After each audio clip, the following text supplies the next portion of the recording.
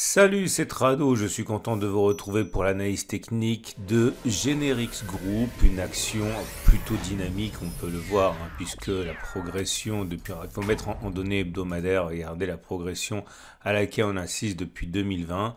On peut considérer que si on prend les creux de 2020 et qu'on regarde ce que ça donne maintenant, on est déjà à plus de 130-140%, donc l'action est extrêmement bien orientée.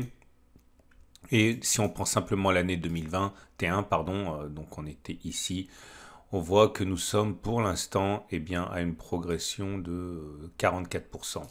Donc valeur extrêmement bien orientée, on l'a vu. On va regarder les tours des tendances. La moyenne mobile, je vais enlever les bandes de Bollinger, pas besoin maintenant. La moyenne mobile à 20 jours est ascendante, donc la tendance générale est haussière. La moyenne mobile à 7 jours est ascendante, on est au-dessus. La tendance immédiate est haussière. La moyenne mobile à 50 jours est haussière, on est au-dessus. La tendance de fond est haussière. Et la moyenne mobile à 200 jours est ascendante, donc la tendance de long terme est haussière. Autre élément extrêmement favorable, comme vous pouvez le voir, on assiste aujourd'hui à un croisement haussier fort, c'est-à-dire que la M7 croise la M20 alors que toutes les deux sont déjà en train de monter. C'est des choses qu'on a déjà backtestées plusieurs fois et qui sont extrêmement positives. Aujourd'hui, j'aimerais partager avec vous une des techniques que j'affectionne particulièrement et j'espère que ça pourra vous aider à déceler les bonnes actions. Et voilà ce dont il s'agit. Il s'agit de l'utilisation des Bollinger, et en particulier la Bollinger supérieure. Regardez ce qui se passe. On a entre 80 et 90% des clôtures qui se font entre la Bollinger supérieure et la Bollinger inférieure. Et il est donc rare d'avoir une clôture au-dessus de la Bollinger supérieure. Okay, et le backtest que je vous propose, hein, alors si vous débutez, le backtest, ça veut dire la stratégie fabriquée hein, sur ce qui s'est passé précédemment. La stratégie est la suivante. Lorsque l'on clôture au-dessus de la Bollinger supérieure, je vais prendre la distance entre la clôture de cette bougie et la Bollinger inférieure, autrement dit ici 4,47, et je fais le pari qu'on ira chercher plus 4,47 avant d'avoir fait moins 4,47, ce qui veut dire clairement qu'on aura encore du chemin à parcourir. Alors, quelques conditions supplémentaires. Je veux que entre le moment où on clôture au-dessus et juste avant, en fait, il faut qu'on ait touché la M20. Ok, donc c'est parti. Première occurrence, elle est là. Donc c'est un cas qui est valable, comme vous pouvez le voir, parce qu'on a touché la M20. On a fait une clôture au-dessus de la Bollinger supérieure. Malheureusement, au moment où on a fait la clôture au-dessus de la Bollinger supérieure, la distance à la Bollinger inférieure est de 13,60. Donc pour l'instant, on n'a pas du tout eu de clôture de ce trade, hein, puisque vous voyez, on n'a pas fait moins 13,85, on n'a pas fait plus 13,85, donc il faut attendre un petit peu. Et voilà la première occurrence ici qui fonctionne. Voilà la clôture au-dessus de la Bollinger supérieure qu'on attendait. Est-ce qu'on a d'abord fait la M20, touché la M20? Oui, regardez. Et est-ce qu'on a effectivement fait d'abord la distance moins 9,32 ou plus 9,32? Vous voyez qu'on a fait même beaucoup plus, hein, puisqu'on a fait jusqu'à 19. Hein. Donc c'est un succès. Autre occurrence ici. Ok, sur cette bougie-là, on a clôture au-dessus de la Bollinger supérieure. La Bollinger inférieure là. Est-ce qu'on a avant touché la M20? Oui, c'était ici. Est-ce qu'on a finalement réussi le pari, à savoir, a-t-on d'abord fait moins 10,78 ou plus 10,78? Vous voyez, on a fait même 17, donc c'est tout à fait bon. C'est encore un succès. Ah, je vais vous montrer un échec. Voilà un échec. Clôture au-dessus de la Bollinger supérieure. A-t-on d'abord fait moins 7,35 ou plus 7,35, on a d'abord fait moins 7,35, donc c'est un échec de la stratégie. Et voilà encore un succès, et voilà encore un succès. Regardez, ça c'est vraiment pas joué à grand chose, mais c'est bien un succès. Est-ce qu'on a d'abord fait moins 9,18 ou plus 9,18? Vous voyez qu'on a fait 9,29. Donc c'était vraiment, fallait pas traîner. Hein. Succès, succès, succès, échec, succès, succès, échec, deuxième échec, 1, 2, 3, 4, 5, 6, 7, 8, 9, 10, 11 succès, un échec, un succès, un échec, un succès, un échec. Un succès, et ça y est, ah non, un succès, un échec. Et comme vous pouvez le voir, ici, sur les 30 occurrences que on a prises, eh bien on a 22 succès et 8 échecs. Autrement dit, cette stratégie, vous comprenez pourquoi je l'aime beaucoup, c'est parce que dans ce cas précis, ça a donc fonctionné dans 73%. 73%, un taux d'échec de 27%, beaucoup de choses à dire. Première des choses à dire, ça n'a aucune validité scientifique puisque j'ai partagé avec vous uniquement 30 occurrences et 30 occurrences, c'est insuffisant pour établir des lois. 2, vous remarquerez très souvent, on va beaucoup plus haut. Donc il y a une façon d'optimiser la sortie de trade. Troisième des choses, il faut vraiment savoir que là, si on s'en tient à ce qui s'est passé, on a donc encore du potentiel haussier puisqu'on a clôturé au-dessus de la Bollinger supérieure. Il est plus plausible, on l'a dit, que l'on aille faire la distance à la Bollinger à faire moins 4,47 vers le haut, donc 4,47. Ça ne veut pas dire qu'on va faire 4,47, c'est tout. Ça veut dire qu'on va faire au moins 4,47. Et plutôt que l'on fasse moins 4,47. Donc c'est pour ça que c'est mon action du jour. Voilà. Si vous découvrez ce format, je vous invite, surtout si vous avez aimé ce format, je vous invite à me suivre sur YouTube, me suivre sur Twitter, sur Facebook, sur Boursorama. Il y a des analyses techniques tous les jours. Je partage tous les jours mes stratégies préférées. N'hésitez pas. Également, si vous voulez apprendre, rendez-vous sur mes 2 sites, soit la Tradosaur Trading Academy, où vous aurez la possibilité d'écouter les podcasts des plus grands analystes techniques et des plus gros traders que je connais. D'ailleurs, un nouveau podcast qui arrive de manière imminente. Et également le site de Tradosaur Trading pour les autres analyses. Voilà, on passe tout de suite à l'analyse du CAC 40. Et c'est la prudence qui a dominé sur les indices à quelques heures de la publication des mastodontes de la cote américaine, hein, notamment les Netflix et autres Google. En même temps, on attend, ça sera pour demain, le compte-rendu du FOMC, hein, de la Banque Centrale Américaine, dont on attend toujours un petit peu d'indications sur la politique monétaire à venir. Ce n'était pas le meilleur moment pour prendre des risques et le CAC 40 a donc décidé de jouer la montre en lâchant 0,71%, on ne sait jamais, au cas où.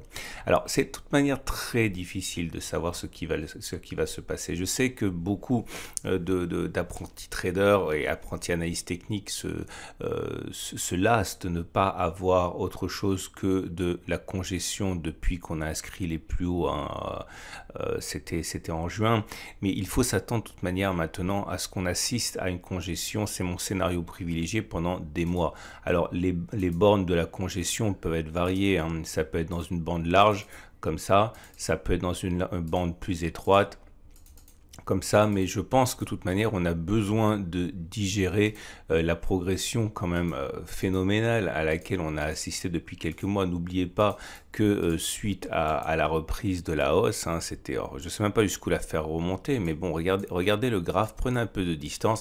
Si on regarde les plus bas d'octobre 2020, la progression, elle a déjà été de 50%. Le CAC 40 a doublé en valeur depuis fin 2020.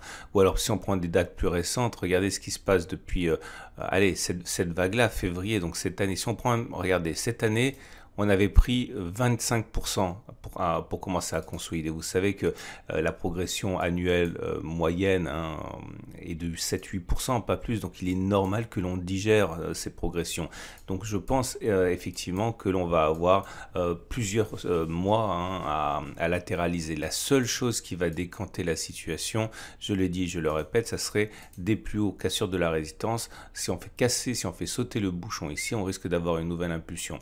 Alors les mouvements les plus clairs, les plus classiques, on va dire, c'est cassure de cette résistance au retour sur ce support, et entre les deux, ça reste quand même extrêmement aléatoire. On a cassé, on le sait, cette figure d'élargissement par le haut. On sait que lorsque l'on casse la figure d'élargissement par le haut, normalement, on va chercher les points auxquels on a rallié les parties hautes de la figure d'élargissement. Le point 4 a été touché, il reste le point 2, donc c'est totalement congruent avec une continuation de la hausse. On sait également que la vague de Wolf, ok, 1, 2, 3, 4, 5 a déjà permis de rallier le point 4, ça tombait bien, c'était le même deuxième objectif, aller chercher le point 6 ici, un contact avec la demi-droite, un 4. Bon voilà, on a d'autres éléments également à prendre en considération. Ce gap là, ceux qui pensent que c'est un gap de continuation, on le sait, distance parcourue par le bas reportée par le haut, ça nous donne un contact avec la résistance. Bon, voilà, il y a des scénarios comme ça à jouer qui font, qui font passer le temps, mais il y a d'autres choses franchement à trader que le CAC 40 actuellement, hein, puisqu'on est en mode complètement attentiste, hein. Alors, j'ai toujours un biais un petit peu haussier actuellement à cause de tous les indicateurs techniques et tous les éléments qui sont devenus haussiers récemment, notamment le MACD, pour ne citer que lui, le cycle de Schaff pour quelqu'un d'autre. Mais l'idée, c'est que ça, faut pas s'attendre à des envolées lyriques maintenant, à mon humble avis. Le chandelier japonais du jour, il est mauvais. Il est mauvais, il n'est pas terriblement mauvais, mais il est mauvais. Il est rouge déjà pour commencer, donc on termine plus bas que l'on a ouvert. Et ça laisse augurer d'une continuation de la baisse pour la séance de mercredi. Mais quand on regarde la bougie Aiki Nashi, c'est pas du tout la même chanson, puisque vous avez toujours une bougie verte, une bougie qui est haussière. Alors l'affaiblissement de la tendance se manifeste par l'apparition d'une mèche basse. Ok, c'est plus une bougie sans mèche basse comme les 4 précédentes qui étaient haussières. Donc la force haussière se tarit un petit peu, mais ce n'est pas une bougie baissière. Et regardez, les bougies avec Three-Line Break sont toujours elles aussi haussières, hein. On a eu un deuxième bloc vert qui a été inscrit. C'est statistique, ça se passe comme ça. Et normalement, le prochain bloc devrait être vert également au-delà des vicissitudes de court terme, hein. Voilà, donc on a des indications comme ça qui nous aident un petit peu, mais je le répète pour la 3e fois, ne vous attendez pas à des choses exceptionnelles à mon avis pour les prochaines semaines, hein. Si à ce gap, toujours ce gap, moi je pense que ce gap va être comblé. Je pense qu'il s'agit d'un gap commun, je l'ai déjà dit. Pourquoi? Parce qu'il y en a déjà eu 2 avant, ici et là, et qu'on est dans une période de congestion. Et les gaps, en général, quand ils sont formés dans les périodes de congestion, sont des gaps communs. Donc je pense, à titre personnel, qu'on va aller combler ça. Mais voilà, c'est des petits paris qui vont fonctionner à 55%. Hein. C'est pas du tout des choses qui vont fédérer les traders, je le répète, hein, comme un retour sur le support ou une cassure de la résistance, hein. Les éléments techniques, à commencer par la moyenne mobile à 7 jours, eh bien c'est haussier maintenant, c'est clair. Donc ça, c'est une bonne chose. La tendance immédiate est haussière. La moyenne mobile à 20 jours s'aplatit, hein, donc la tendance générale, elle est neutre. La moyenne mobile à 50 jours, elle est haussière, elle est toujours valide et la tendance de fond est haussière. Et la tendance de long terme, on l'a vu, donnée par la moyenne mobile à 200 jours, elle est haussière avec la tendance de long terme, donc qui est assurée. Toujours un petit coup d'œil sur les PRT bandes. C'est important, regardez, on est passé du vert au rouge, du rouge au vert, donc ça redevient haussier pour le PRT band. Alors le PRT band, c'est un indicateur qui est excellent, mais bon, lui non plus ne fonctionne pas à tous les coups, mais bon, généralement, ça fonctionne plus souvent, hein, que ça n'échoue, et ça redevient vert, ce qui milite également pour une reprise de la tendance de fond à la hausse. Si on regarde les indicateurs techniques aujourd'hui, j'ai rien à vous proposer de nouveau. Hier, c'était le Schaff et le MACD qui étaient basculés positifs. Aujourd'hui, on n'a rien. Et l'Ishimoku, voilà ce que je pense pourrait se passer. Donc, j'ai déjà expliqué à moult reprises que j'attendais le twist. Le twist est arrivé. Le twist veut dire que la tendance haussière de fond, elle est caduque. Okay, il n'y a plus de tendance de fond haussière. Donc clairement, on est au-dessus de la Tenkan, mais elle n'est pas haussière. On est au-dessus de la Kijun, mais elle n'est pas haussière. On est au-dessus du nuage, mais il n'est pas haussier. Il vient de twister. Donc la tendance Ishimoku est parfaitement neutre. Alors, quand on a un twist qui apparaît, on l'a dit, hein, c'est la fin d'une tendance. Donc ça milite également, hein, pour la continuation de la progression, hein, en latéralisation, en dérive latérale. La seule chose qui pourrait invalider la tendance baissière potentielle, hein, puisque bon, le nuage il vient de twister, mais la tendance n'est pas baissière. Il faudrait que le nuage descende pour que la tendance de fond soit baissière. Je pense qu'il va y avoir un retwist. Ok, il y a twist et retwist. Donc à mon avis, voilà, ce sont des genres de choses qui malheureusement confirment la crainte que j'ai de voir le CAC 40 latéraliser. Ce qui nous amène donc, eh bien, au trade du jour. Alors, bon, si vous voulez vraiment trader, mais je ne sais pas de quelle manière vous dire que, voilà, il y a tellement de choses à trader. Ce qui est bien actuellement, je vais vous dire, ce qui est bien actuellement, c'est d'utiliser les unités plus courtes ou plus longues pour trader, là où il y a de la tendance. Là, il n'y a pas de tendance, donc trader, c'est un peu plus compliqué. Si vous avez un scénario qui est aussi en tête, vous avez toujours la possibilité, je l'ai dit, attendre la cassure de résistance, ou alors faire le pari que le gap ne sera pas recomblé parce qu'il s'agit d'un gap de continuation. Et vous avez un bon point d'entrée parce que, je le répète, si votre objectif est d'aller chercher le haut de la résistance, qui est indiqué par le scénario d'un gap de continuation, vous avez un ratio gain-risque qui tient la route puisqu'il ne sera pas comblé, ce gap, si c'est un gap de continuation, 0,93 de stop loss avec un objectif à 1,9, vous avez un ratio gain supérieur. Alors voilà, c'est toujours pareil. Hier, beaucoup auraient voulu rentrer, mais ils ne pouvaient pas rentrer parce que le ratio gain risque était pourri. Là, ça vient de baisser, donc le ratio gain risque, il est correct. Il faut avoir un plan dès le début et profiter des opportunités. Maintenant, si vous êtes baissier, la seule façon de faire, je pense, c'est parier sur le fait qu'il va y avoir donc une rotation baissière, que la résistance journalière ne sera pas vaincue. Si vous mettez un stop loss, mettons à 3% pour faire simple. Si vous visez un retour sur les précédents plus bas ici, c'est du 4,26, le ratio gain-risque il est bon. Premier obstacle à 3,61 ici, hein, donc ça c'est bon. Si vous visez un retour sur support mensuel, c'est encore meilleur. Voilà, c'est notre façon de faire, mais ce sont des swing trading, hein, ça risque de prendre des semaines avant de se valider. Voilà, je pense qu'on a fait le tour. Je vous souhaite une excellente journée.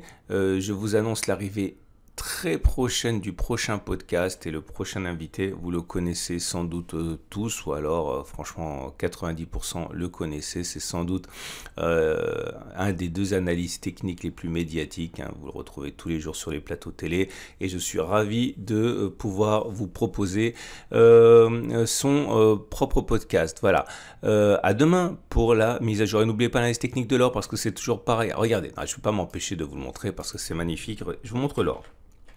Ok, moi je suis l'or depuis des années, vous le savez, et je vois comment la psychologie des investisseurs change. Et je sais que par exemple, lorsque l'or, depuis 2018, on va simplement prendre l'année 2020, vous voyez, on a pris en 2020, même pas sur toute l'année 2020, c'était à partir de mars 2020, on a pris 43%.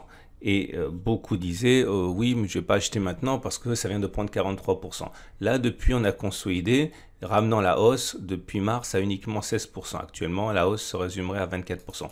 C'est en train de consolider, clairement. Vous ne pouvez pas d'un côté dire, je vais acheter de l'or, mais ça a trop monté, et puis après vous dire, ouais, mais là, ça a baissé un petit peu, je vais attendre que ça se ressaisisse, parce qu'on va revenir sur les niveaux qui vous ont fait dire que c'était trop cher. Donc voilà, je ne dis pas qu'il faut acheter de l'or, je ne dis pas qu'il faut acheter de l'argent, je dis simplement que si vous avez envie d'en acheter, il faut vraiment comprendre qu'on ne peut pas avoir tout et son contraire. Pour l'argent, c'est exactement pareil. Regardez ce qui s'est passé depuis mars, ok? Depuis mars, on a progressé, alors là c'est carrément funiculaire, hein, de 150% à l'espace de quelques mois, ok? Et là, pareil, le discours a été, je ne vais pas acheter à quelque chose qui vient d'augmenter de 50%. On a perdu par rapport à ça 26%. On est toujours sur une zone qui est bien inférieure au plus haut et en train de congestionner. Si vous avez envie d'acheter de l'argent, c'est maintenant qu'il faut éventuellement y penser. Et je vous rappelle, pour terminer, que je vais produire là tout de suite mon analyse technique de l'or et de l'argent. Et si vous voulez passer à l'acte et acheter de l'or et de l'argent, suivez mes vidéos qui y sont dédiées. Et je vous rappelle que sur mon site, vous avez une offre spéciale Tradosorien ici qui vous permet d'acheter de l'or pour moins cher que si vous passiez directement en direct, hein. Donc voilà, plein d'informations pour vous. À demain pour la mise à jour.